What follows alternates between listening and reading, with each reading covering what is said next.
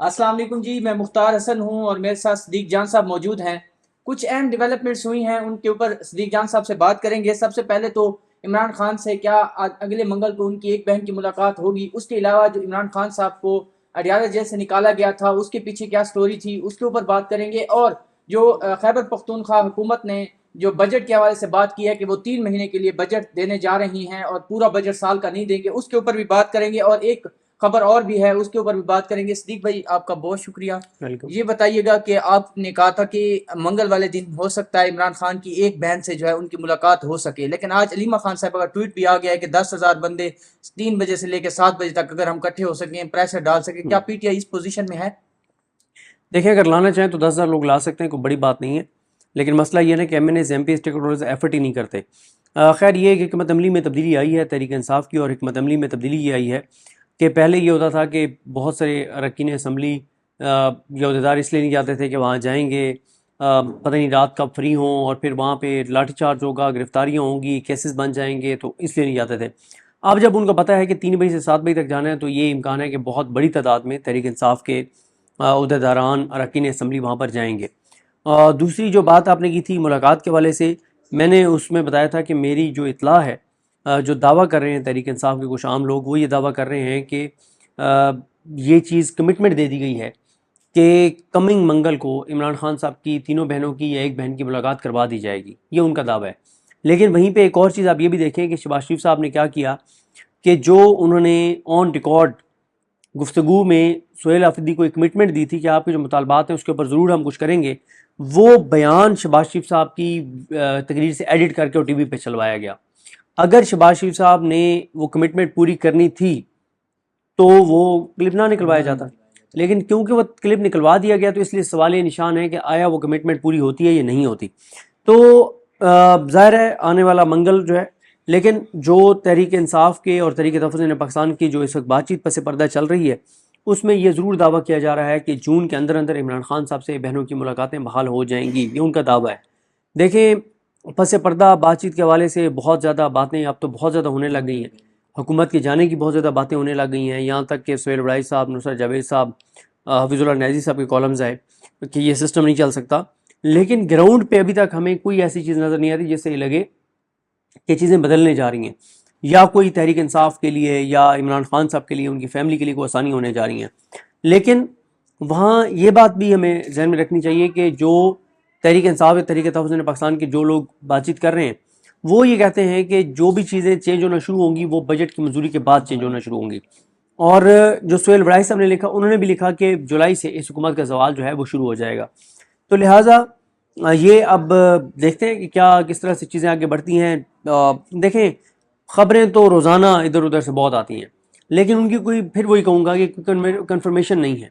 जो आपने बात की इमरान खान साहब की अडयाला से रवानगी वाली, तो उसमें देखें ना, कुछ ये नहीं आया कि उनको निकाला क्यों गया, फिर हॉस्पिटल क्यों नहीं ले जाया गया। सर ये बताइएगा, आप अगले जो 72 घंटे हैं वो बड़े अहम हैं, और ये भी कहा जा रहा है, आपने कहा था कि हो सकता है खान साहब को पीम्स लेके आएँ, लेकिन ये जो पिछली मुलाकात थी जो आपने कहा कि खान साहब को बाहर निकाला और फिर वापस ले गए हैं, तो ये भी कहा जा रहा है कि बैरिस्टर गौहर साहब की उनसे मुलाकात करवाई गई और सुहेल अफरीदी भी शायद उन मुलाकात में मौजूद थे।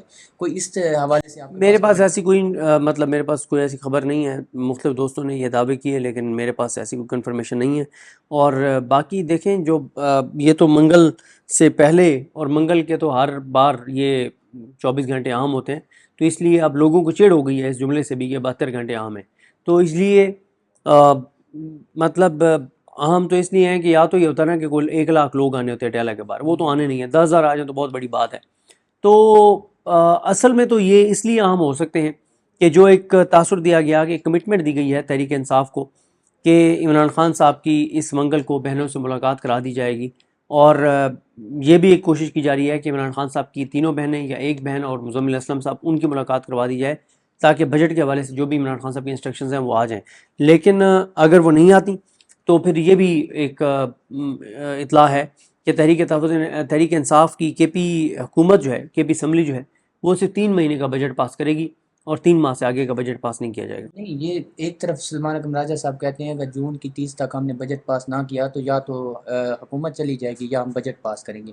تو یہ کیسا نہیں طریقہ وہ ہے؟ ٹھیک ہے نا، 3 مہینے تو نہیں جائے گی نا پھر، اچھا 3 مہینے کا کریں گے تو 3 مہینے یہ نہیں ہوگا کہ حکومت چلی جائے گی نا، جولائی اگست سپٹمبر، اور ساتھ ظاہر ہے وہ پھر دباؤ بڑھانے کے لیے کچھ اور کریں گے. لیکن میری اپنی یہ اسیسمنٹ ہے کہ تحریک انصاف جو بالکل مزاحمت نہیں کر رہی اور مکمل طور پہ مفاہمت پہ چلی گئی ہے، کوئی اس نظام کو ٹف ٹائم نہیں دے رہی، کوئی وہ سڑکوں پر نہیں آ رہے، کوئی وہ ایجیٹیشن نہیں کر رہے، تو میرا یہ خیال ہے کہ وہ بھی جو پس پردہ بات چیت ہے اس پہ اعتبار کر کے بیٹھے ہیں، اعتماد کر کے بیٹھے ہیں، اور وہ یہ کہتے ہیں کہ ہماری بات چیت بڑے زبردست طریقے سے آگے بڑھ رہی ہے.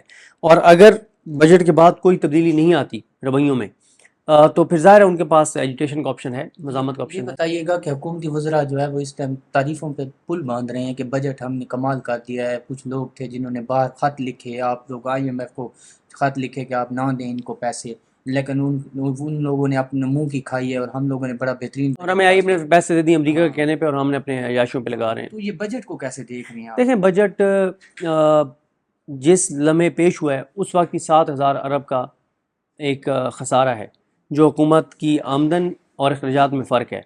باقی دیکھیں عام آدمی کے لیے ہر گزرتا دن مشکل ہوتا چلا جائے گا. بجٹ جو ہے وہ بجٹ کس کے لیے ہے؟ بجٹ تو ان کے لیے اچھی خبر ہے کہ IPPs کے لیے پیسے رکھ دیے گئے ان کو ملیں گے. بجٹ تو ان کے لیے فائدہ ہے کہ جو پیٹرول ڈیزل بیچنے والے ہیں کہ انہوں نے لیوی بڑھانی ہے، اس کا مطلب پیٹرول ڈیزل بڑھنے ہیں، تو یہ تو ان کے لیے اچھی خبریں ہیں.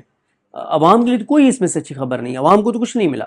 دیکھیں یہ حکومت جب تک رہے گی عوام کی زندگی میں سکھ کا سانس نہیں آ سکتا.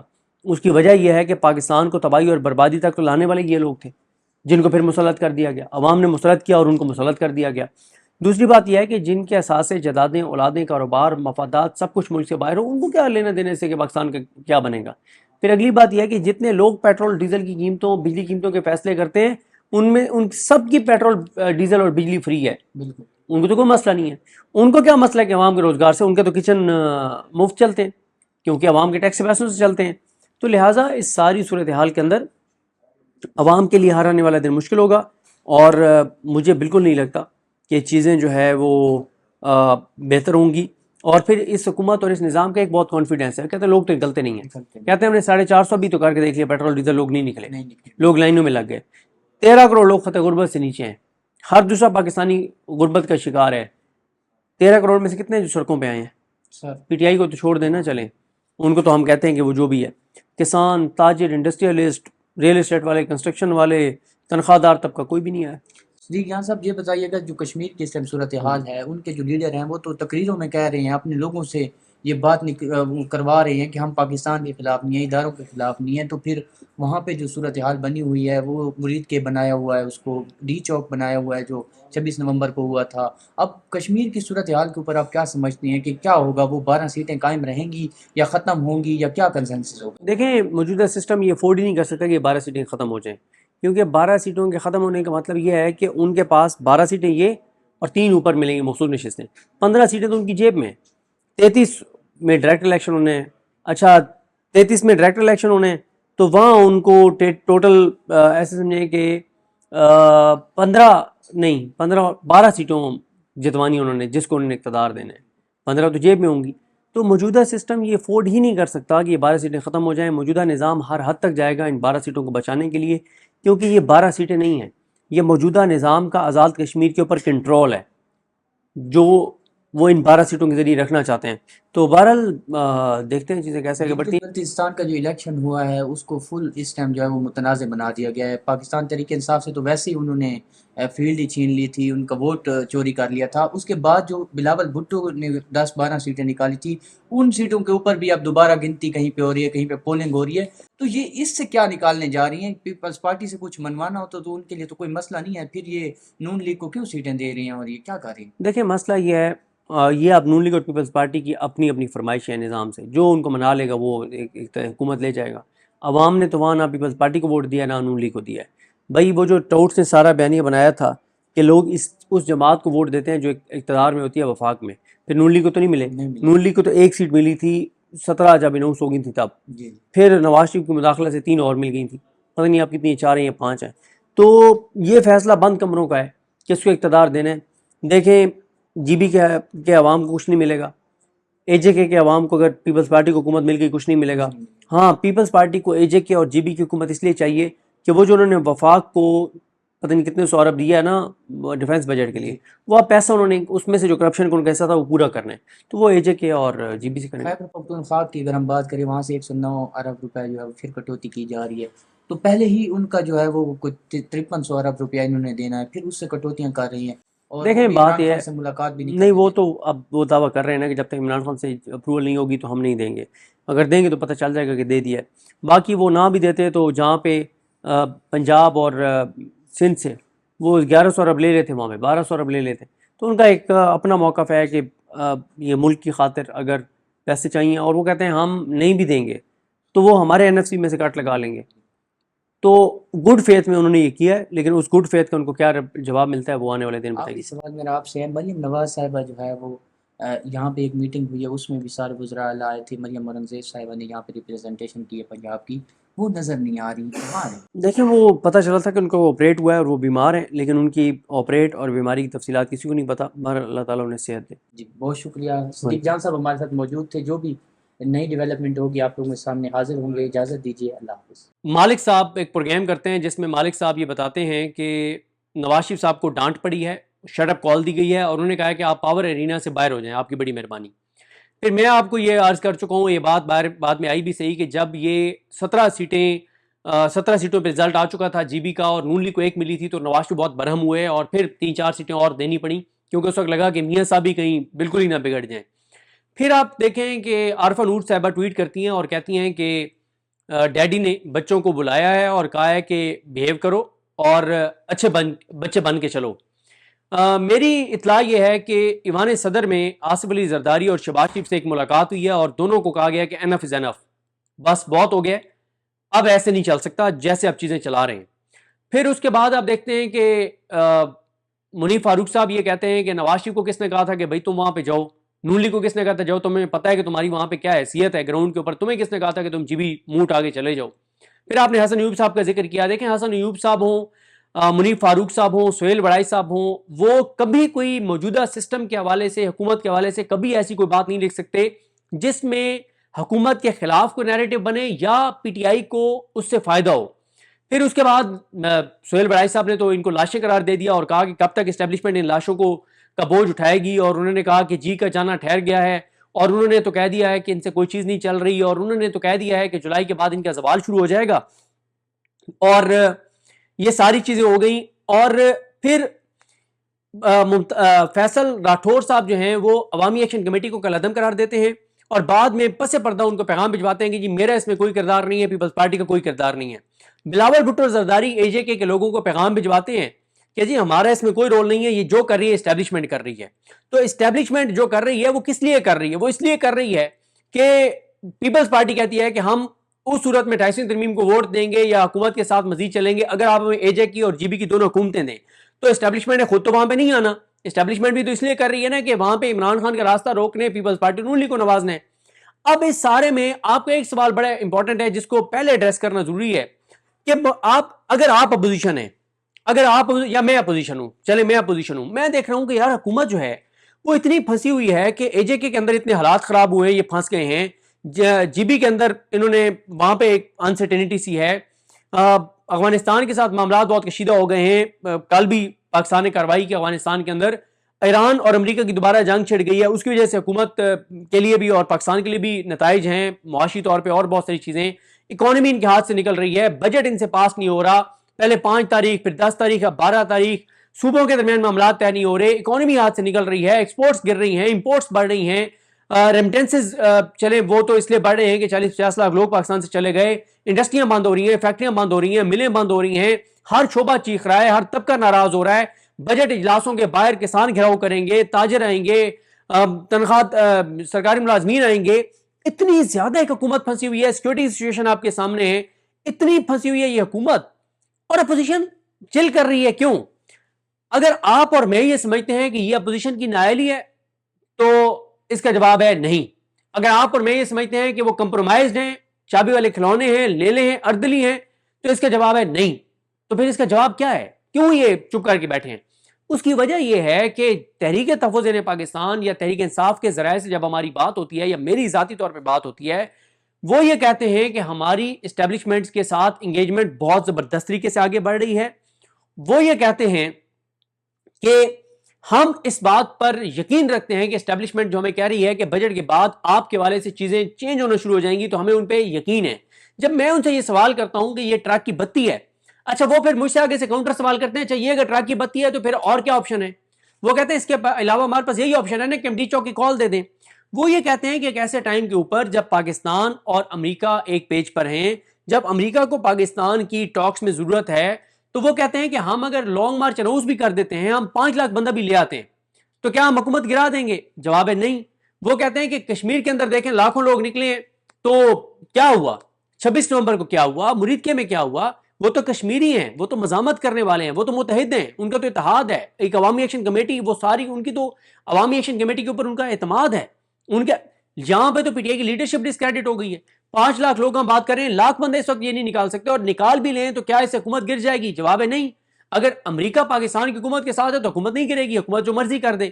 وہ یہ کہتے ہیں کہ ہمارے پاس, وہ یہ کہتے ہیں کہ اگر بات چیت کے ذریعے ہمارے معاملات بہتر ہو رہے ہیں تو آپ لوگوں کو زیادہ انقلاب چڑھا ہوا ہے. وہ کہتے ہیں آپ لوگوں کو زیادہ انقلاب آیا ہوا ہے. وہ آگے سے ہم سے یہ سوال کرتے ہیں کہ یہ بتائیں, جب عمران خان کی بہنیں اڈیالہ کے باہر بیٹھی ہوتی ہیں تو پنڈی اسلام آباد کی آبادی 1 کروڑ سے زیادہ ہے. 1 کروڑ لوگوں میں سے کتنے لوگ آتے ہیں عمران خان کی بہنوں کے پاس؟ 100 بندے بھی جنرل پبلک میں سے نہیں آتے, 400-500 ورکر ہوتے ہیں, جنرل پبلک تو نہیں جاتی. پھر وہ کہتے ہیں کہ ابھی اے جے کے اندر جو صورتحال بن رہی ہے, پنجاب کے 13 کروڑ لوگوں میں سے 5000 لوگ دکھاتے ہیں جنہوں نے اپنی فیس بک پہ ہی لکھا ہو کہ یار یہ غلط ہو رہا ہے. وہ کہتے ہیں یہ تو حالات ہیں آپ کے لوگوں کے کہ لوگ اتنے خوفزدہ ہیں, لوگ نکلنے کو تیار نہیں ہیں. پھر ہینڈ ٹو ماؤتھ ہو گئے لوگ, اکانومی لوگوں کی ڈسٹرب ہے. اس وقت پاکستان میں 45% لوگ خطے غربت سے نیچے ہیں, اور یہ بتانا ضروری ہے کہ خطے غربت سے مراد کیا ہے. خطے غربت سے مراد یہ ہے کہ ایک فیملی کو منیمم کیلریز جو چاہیے, منیمم کھانا جو چاہیے زندہ رہنے کے لیے, جو ان کو بچوں کی ایجوکیشن کے لیے منیمم چاہیے, سرکاری اسکولوں میں پڑھانے کے لیے, جو ان کو گھر کے کرائے کے لیے منیمم چاہیے, جو صحت کی سہولیات کے لیے منیمم چاہیے, اگر وہ ہر چیز کے منیمم کو میٹ نہیں کر پا رہے, اس کو اچیو نہیں کر پا رہے اس ٹارگٹ کو, تو اس کا مطلب ہے وہ خطے غربت سے نیچے ہیں. آپ کے پاکستان کا ہر دوسرا پاکستانی خطے غربت سے نیچے ہے. وہ بچوں کو 2 وقت کی روٹی پوری نہیں دے پا رہا, تو لوگوں کو تو روٹی پوری نہیں ہو رہی, خوف بھی بہت زیادہ ہے. اچھا آپ چھوڑ دیں اس کو, خوف کو بھی چھوڑ دیں, آپ 5 لاکھ لوگ نکال بھی لیں تو کیا آپ حکومت کو گرا دیں گے؟ وہ کہتے ہیں جواب ہے نہیں. وہ یہ کہتے ہیں کہ ہماری نیگوسیشنز, ہمارے مذاکرات بہترین سمت میں آگے جا رہے ہیں. میں نے کہا جی ٹائم لائن کیا ہے؟ وہ کہتے ہیں ٹائم لائن نہیں ہے, لیکن ہمیں یہ بتایا گیا کہ بجٹ کے بعد چیزیں بدلنا شروع ہو جائیں گی. اچھا میں ان کو یہ کہتا ہوں, اچھا ایک میں آپ کو خبر یہ بتا دوں کہ اب اطلاعات یہ ہیں کہ دعویٰ یہ کیا جا رہا ہے, یہ میری خبر نہیں ہے, جو پی ٹی آئی کے سورسز کلیم کر رہے ہیں وہ کلیم آپ کے سامنے رکھ رہا ہوں, کہ منگل سے پہلے یا منگل کو عمران خان صاحب کی بہنوں کی یا ایک بہن کی عمران خان صاحب سے ملاقات ہو جائے گی.